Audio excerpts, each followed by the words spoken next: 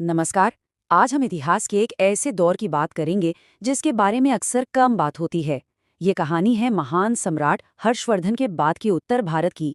एक ऐसा वक्त जिसने भारत की कहानी को हमेशा के लिए एक नया मोड़ दे दिया। तो चलिए इस पूरी बात को समझने के लिए एक सवाल से शुरू करते हैं। सोचिए, जब एक बहुत बड़ा एक शक्तिशाली साम्राज्य अचानक बिखर जाता है तो होता क्या है? सत्ता का वो जो खालीपन पैदा होता है वो अपने पीछे क्या छोड़ जाता है? इस सवाल का जवाब एक अकेली घटना से मिलना शुरू होता है। साल था 647 ईस्वी, सम्राट हर्षवर्धन की मृत्यु। बस यही वो पल था जब इतिहास ने एक बहुत ही निर्णायक मोड़ लिया। तो जैसे ही हर्षवर्धन की मृत्यु हुई, उत्तर भारत में जो सबसे पहला और सबसे गहरा असर पड़ा वो था एक पावर वैक्यूम का बनना। मतलब शक्ति का एक शून्य पैदा हो गया। सोचिए, रातों रात एक केंद्रीय सत्ता, एक सेंट्रल अथॉरिटी गायब हो गई। अब इस पावर वैक्यूम का सीधा सीधा मतलब था पॉलिटिकल फ्रैगमेंटेशन, यानी राजनीतिक विघटन। आसान भाषा में कहें तो एक बड़ी सेंट्रल सरकार का टूटकर कई छोटे छोटे राज्यों में बंट जाना, और ये छोटे छोटे राज्य अब आपस में ही मुकाबला करने लगे। तो इसका असर क्या हुआ? फौरन जो नतीजे दिखे वो ये थे। केंद्रीय सत्ता तो खत्म हो ही गई, पूरा का पूरा उत्तर भारत छोटे छोटे राज्यों में टूट गया। और सबसे बड़ी बात ये थी कि उस वक्त कोई भी ऐसा शासक नहीं था जो इस बिखरे हुए हिस्से को फिर से एक कर पाता। और देखिए, कहते हैं ना कि प्रकृति को या राजनीति को खालीपन पसंद नहीं। तो जैसे ही ये पावर वैक्यूम बना, इसे भरने के लिए इतिहास के मंच पर कुछ नए खिलाड़ी सामने आए। तो सवाल उठता है कि ये नए खिलाड़ी आखिर थे कौन?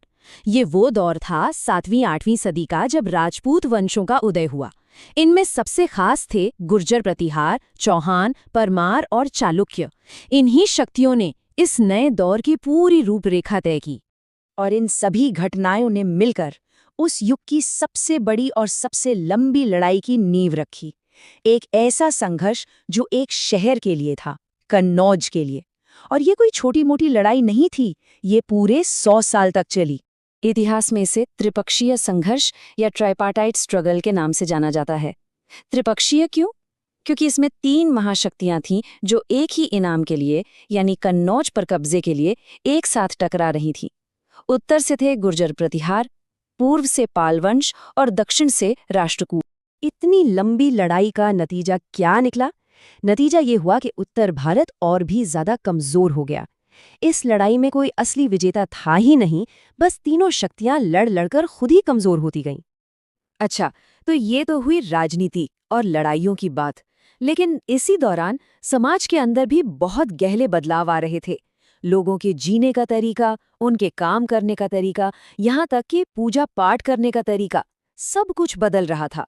एक नया सामाजिक ताना बाना बुना जा रहा था।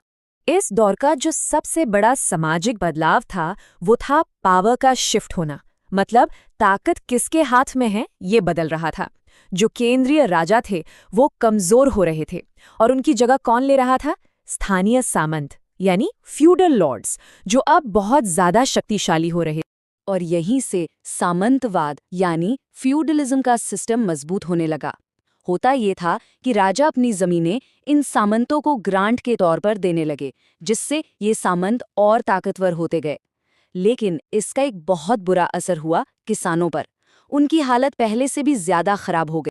अब समाज बदल रहा था तो धर्म कैसे अछूता रहता? इस वक्त एक बड़ा सांस्कृतिक बदलाव भी देखने को मिला। बौद्ध धर्म का प्रभाव धीरे धीरे कम हो रहा था, और दूसरी तरफ हिंदू धर्म का, खासकर शैव और वैष्णव संप्रदायों का फिर से उभार हो रहा था। और इसी का नतीजा था कि उस दौर में बड़े पैमाने पर मंदिर बनाए गए। तो चलिए, अब हम इस सदियों लंबे बिखराव के आखिरी और सबसे दूरगामी परिणाम पर आते हैं। कह सकते हैं कि ये वो आखिरी डोमिनो था जो अब गिरने ही वाला था। अगर इस पूरे दौर का निचोड़ या कहिए की टेक अवे एक लाइन में बताना हो तो वो ये था: राजनीतिक एकता की जबरदस्त कमी। उत्तर भारत अब एक मजबूत, एक यूनाइटेड पावर नहीं रह गया था। और यही कमजोरी, यही आपसी फूट आगे चलकर विदेशी आक्रमणों की सबसे बड़ी वजह बनी। इसने, कह सकते हैं, भारतीय इतिहास के एक बिल्कुल नए और बहुत ही मुश्किल अध्याय का दरवाजा खोल दिया। तो अंत में ये पूरी कहानी हमें एक बहुत बड़े सवाल के साथ छोड़ जाती है। क्या इतिहास हमें यही सिखाता है कि एकता हमेशा ताकत है और विभाजन हमेशा कमजोरी? इस पर सोचिएगा जरूर।